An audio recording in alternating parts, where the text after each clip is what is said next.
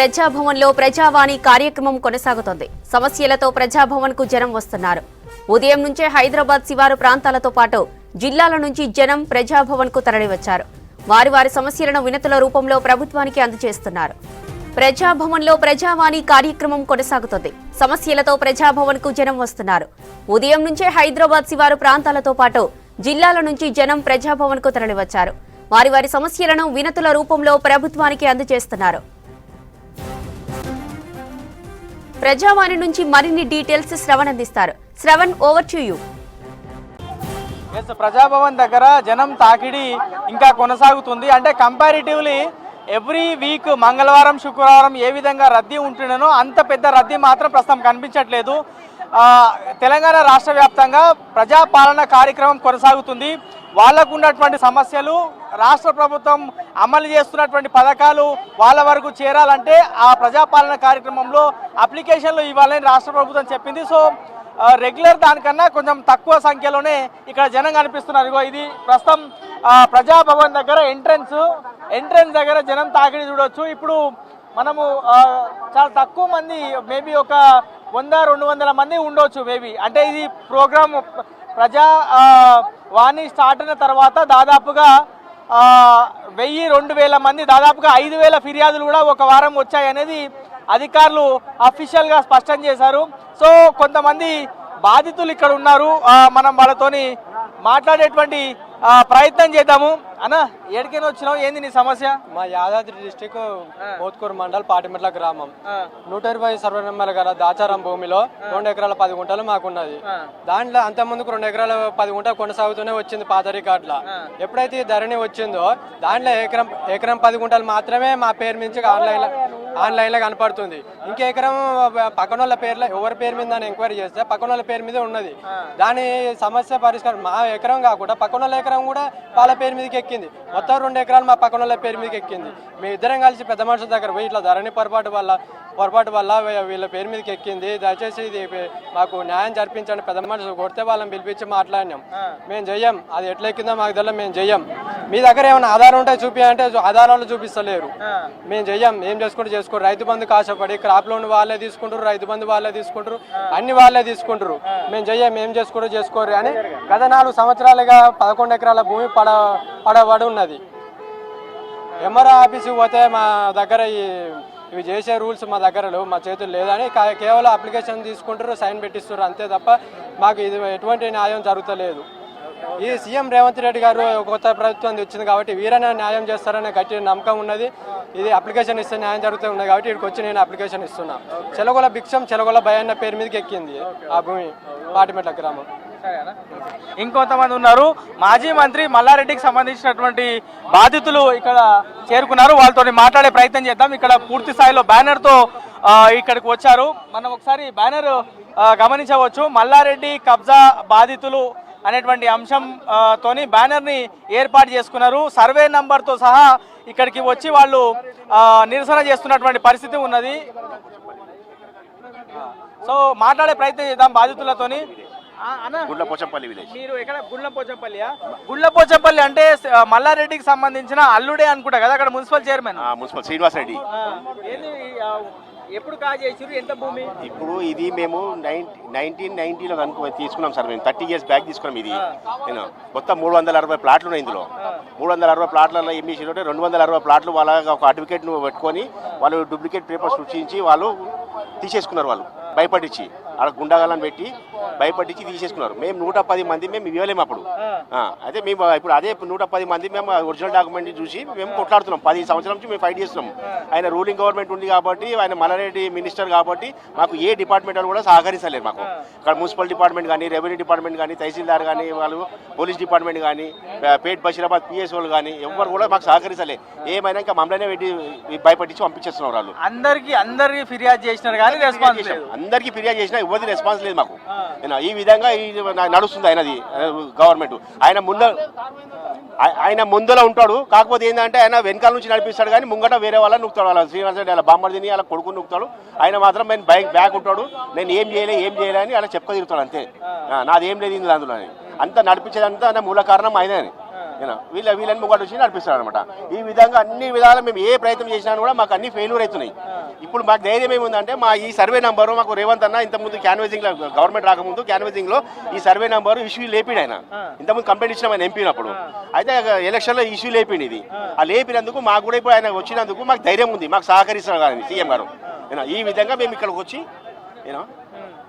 మేము సార్ తోటి మేము విన్నవించుకుంటున్నాం, మాకు న్యాయం చేయాలి, మాకు న్యాయం చేయాలి అని. ఎందుకంటే ఎంతమంది ఉంటారన్నా మొత్తం మీ బాధితులు, మల్లారెడ్డి బాధితులు? ఇప్పుడు 110 మంది ఉన్నాం మేము వానికి హ్యాండ్ ఓవర్ చేయలే పేపర్లు. హ్యాండ్ ఓవర్ చేసిన వాళ్ళు 260 ప్లాట్లు వాళ్ళ దగ్గర ఉన్నాయి, కానీ వాళ్ళు రిజిస్ట్రేషన్ లేవు. వాళ్ళు ఓన్లీ ఇట్లా భయపడించి డాక్యుమెంట్ తీసేసుకున్నారనమాట. వాళ్ళు రిజిస్ట్రేషన్ లేవన్నమాట వాళ్ళకు. ఇప్పుడు మా ఒరిజినల్ ప్లాట్లు మేము చూపించి మేము కొట్లాడుతున్నాం. ఇప్పుడు లోపలికి వెళ్ళి కంప్లైంట్ ఇచ్చినారా, ఇండివిజువల్ గా ఇచ్చినారా అన్న, లేకపోతే అందరు కలిపి గ్రూప్ వైజ్ ఇచ్చినాం మేము. మాది మల్లికార్జున సొసైటీ ఉంది కాబట్టి మల్లికార్జున సొసైటీ పేరు మీద ఇచ్చినాం మేము. ఏమన్నారు లోపల? అది ఇచ్చేసి ఇచ్చాం, మేము పోలేదు, మా ఫ్రెండ్స్ పోయారు లోపలికి, అందరు పోలేదు, ఇచ్చేసి వచ్చారు. వాళ్ళు చూస్తానన్నారు. ఒకసారి మనం ఈ బ్యానర్ గమనించవచ్చు. Mallareddy land grabbing victims, Medchal Malkajgiri district, survey number 648/1, 650 and 650/2, Gundlam Pochampally village. ఆ గుండ్ల పోచంపల్లికి సంబంధించిన మున్సిపాలిటీకి మల్లారెడ్డి బావమరిదే అక్కడ మున్సిపల్ చైర్మన్ గా వ్యవహరిస్తున్నారు. సో న్యాయం చేయాలని ప్రజావాణిలో వారు ఫిర్యాదు చేశారు. ఇంకొంతమంది వచ్చారు, మహిళలు ఇక్కడ ఉన్నారు, మాట్లాడదాం వాళ్ళు ఎక్కడి నుంచి వచ్చినారు అనేది. అక్క ఏడికైనా వచ్చారు, మీకున్నటువంటి సమస్య ఏంది? నిజామాబాద్ నుండి వచ్చినామండి మేమందరము. 317 జీవో బాధితులము, మేమందరం టీచర్లమండి. నేను 2002లో టీచర్గా ఆదిలాబాద్ డిస్టిక్లో అపాయింట్ అయ్యాను. నా భర్త అది నిజామాబాద్ డిస్టిక్లో బిజినెస్లో స్థిరపడడం వల్ల నేను ఆదిలాబాద్ డిస్టిక్ నుండి నిజామాబాద్ డిస్టిక్ 13లో వచ్చిన. 10 years సర్వీస్ వదులుకొని జూనియర్ అయి వచ్చిన. అయితే మళ్ళీ అలొకేషన్లో 317 జీవో వల్ల నన్ను నిజామాబాద్ నుండి కామారెడ్డి డిస్టిక్కి అలాట్ చేశారండి. ప్రతిరోజు నేను 250 kilometers నిజామాబాద్ నుండి Kamareddy Jukkal mandal up and down చేస్తున్నానండి. నాకు 8 years బాబు ఉన్నాడు. మా ఇల్లు నిజామాబాదే, మా అత్తగారు ఉన్నారు. దీనివల్ల మేము 250 kilometers అప్ అండ్ డౌన్ చేయడం వల్ల నా హెల్త్ పాడవుతుంది. మానసికంగా, శారీరకంగా నేను చాలా బాధపడుతున్నాను. సీఎం గారు ఖచ్చితంగా మేనిఫెస్టోలో పెట్టారు 317 జీవో బాధితులను పంపుతామని. దయచేసి సీఎం గారిని రిక్వెస్ట్ చేసేది ఒకటి, మమ్మల్ని త్వరగా నిజామాబాద్కి పంపండి, మా భర్త దగ్గరికి పంపండి. ఈ ఇంటర్ డిస్టిక్లో రావడం వల్ల మా సొంత తల్లిగారి జిల్లా పోయింది, అత్తగారి జిల్లా పోయింది, సర్వీస్ పోయింది, కామారెడ్డి కొత్త జిల్లాకు పోయినాం. ఇంత నష్టం జరిగిందండి మాకు. మా నష్టాన్ని సార్ రేవంత్ రెడ్డి గారు పూర్తి చేస్తారు, మమ్మల్ని పంపిస్తారు నిజామాబాద్కి అని అప్లికేషన్ ఇవ్వడానికి ప్రజావానికి వచ్చామండి. ఇచ్చాము, తీసుకున్నాము. మీరు ఇప్పుడు గత ప్రభుత్వం హయాంలో అంటే ఎలక్షన్ దగ్గర పడుతున్నటువంటి క్రమంలో 317 బాధితులు కానీ లేకపోతే స్పౌస్కి సంబంధించినటువంటి అంశాలపైన రాష్ట్ర ప్రభుత్వం వర్కౌట్ చేస్తుంది, ఇబ్బందులన్నీ కూడా తొలగిస్తున్నటువంటి అంశాన్ని వాళ్ళు చెప్పినారు. అవి పూర్తి స్థాయిలో సార్ట్అవుట్ కాలేదా అండి?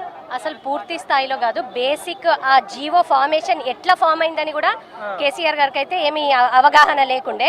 ఏంటంటే ఇప్పుడు ఫర్ ఎగ్జాంపుల్ చెప్తున్నా, నాకు జాబ్ 2003లో వచ్చింది, నాకు 20 years సర్వీస్ ఉంది. బట్ 2012లో నాకు ప్రమోషన్ వచ్చినందువలన 2012కి కట్ ఆఫ్ తీసుకొని నన్ను పక్క జిల్లాకు పంపించేశాడు. అంటే ఆ 10 years నా సర్వీస్ కాదా? ఇది బేసిక్. నాలాగా కాదు, 96 DSCలో వచ్చిన వాళ్ళు అంటే అంత సీనియర్లను కూడా పంపించేశాడు. మళ్ళీ దీంట్లోనే ఒక లిటిగేషన్ ఏంటంటే సెంట్రల్ స్పౌజ్, స్టేట్ స్పౌజ్. సరే స్పౌజ్ లేదనుకోండి, స్పౌజ్ లేని వాళ్ళది మీరు స్థానికత చూడరా?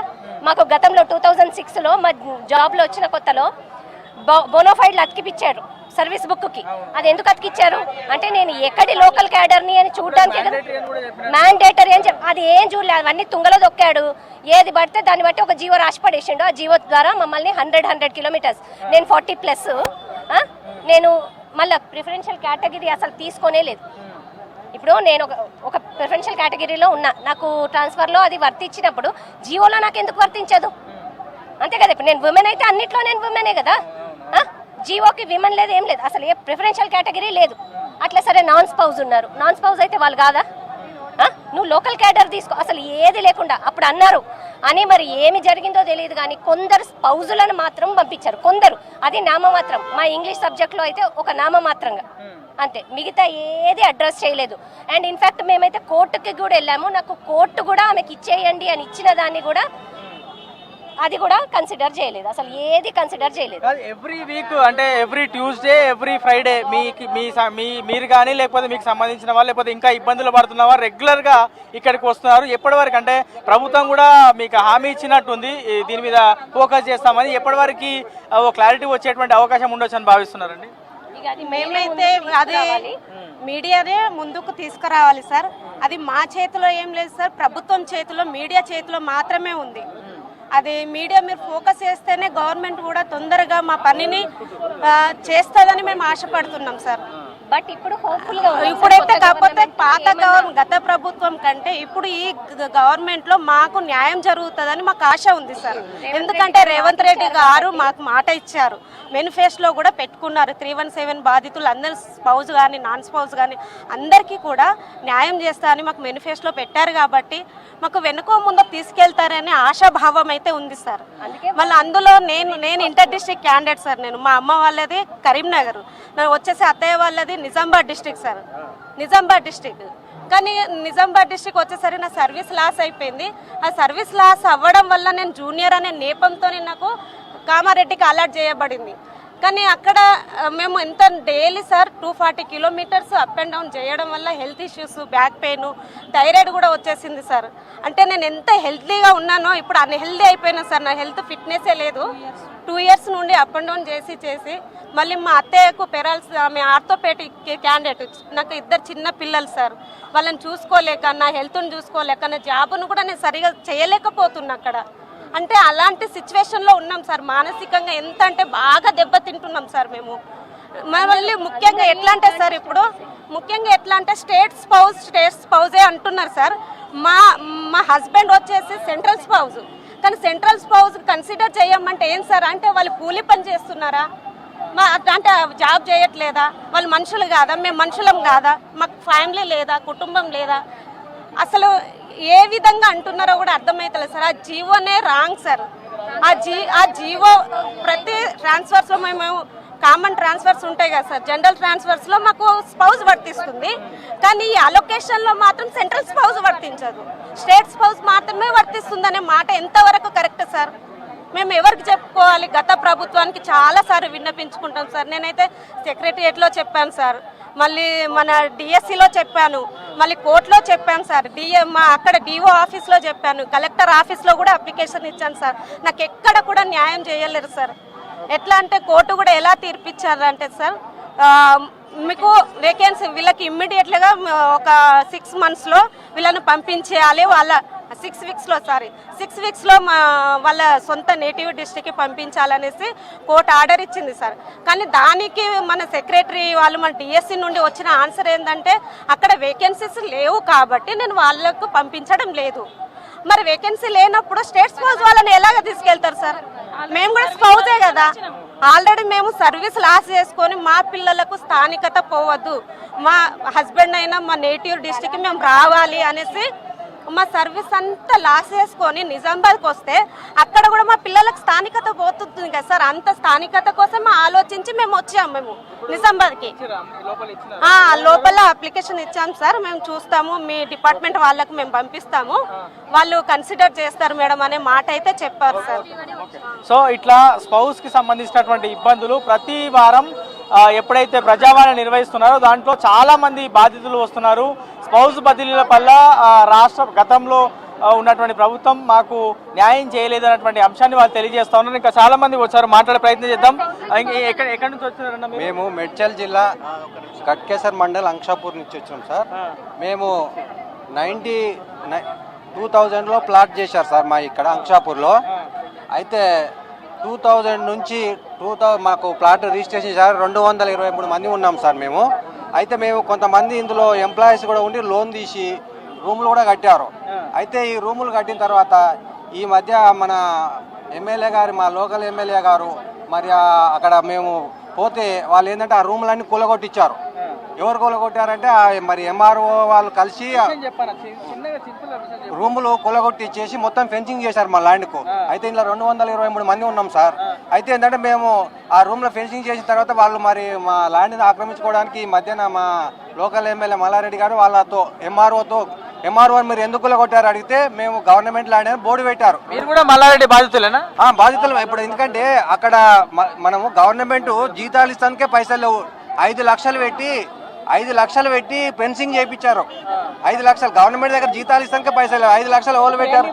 మాకేందంటే మా ప్లాట్లు మాకు ఇవ్వాలని, మా అందరికి అమ్ముకోవడానికి కొనడం. ఎందుకంటే పిల్లల కోసం కొన్నాం మేము ఎప్పుడో 23 ఏళ్ల కింద. కానీ వాటిని మొత్తం ఇప్పుడు ఆక్రమించేసి ఫెన్సింగ్ పెట్టారు. మా ప్లాట్లు మాకు ఇప్పియాలని మేము కోరుతున్నాం సార్. సో ఇట్లా చూస్తా ఉన్నాం కదా, వచ్చిన వాళ్ళు ప్రతి ఒక్కళ్ళు వాళ్ళకు ఉన్నటువంటి సమస్యలను ఇట్లా పేపర్ రూపంలో తీసుకొని వచ్చి ప్రజా భవన్ లో ఏర్పాటు చేసినటువంటి ప్రజావాణిలో వాళ్ళ ఇబ్బందులను వాళ్ళ సమస్యలను రాష్ట్ర ప్రభుత్వం దృష్టికి ఈ వినతి పత్రం రూపంలో తీసుకెళ్తున్నారు. మరి వీళ్ళ సమస్యలన్నీ కూడా త్వరగా పరిష్కారం అవుతాయనేటువంటి ఆశతోని చాలా మంది జనం హైదరాబాద్ నుంచి, రంగారెడ్డి నుంచి, మేడ్చల్ జిల్లా నుంచి కాకుండా రాష్ట్రంలోని అనేక జిల్లాల నుంచి జనం ఇక్కడికి వస్తున్నారు. రాష్ట్ర ప్రభుత్వం దీనిపైన సీరియస్ గా ఉందనేటువంటి అంశం కూడా రాష్ట్ర ప్రభుత్వం ఇప్పటికే ప్రకటించింది. సో ప్రజావాణిలో వచ్చేటువంటి ఫిర్యాదుల పైన మాత్రం తొందరగా పరిష్కారం చూపించాలనేటువంటి అంశాన్ని అయితే ఇక్కడికి వచ్చినటువంటి జనం అయితే కోరుతా ఉన్నారు. కంపారిటివ్లీ మాత్రం కొంచెము జనం మన ప్రజాపాలన కార్యక్రమం జరుగుతుంది కాబట్టి మేము అక్కడితో కంపేర్ చేసుకుంటే కొంచెం ఇక్కడ జనం అయితే తగ్గారు. కానీ ఫిర్యాదులు మాత్రం కొనసాగుతుంది. మధ్యాహ్నం 12 గంటల వరకు ఈ ఫిర్యాదుల స్వీకరణ అనేది ప్రజాభవన్లో జరగబోతుంది. ఇది ప్రస్తుతం ప్రజాభవన్ దగ్గర ఉన్నటువంటి తాజా పరిస్థితి.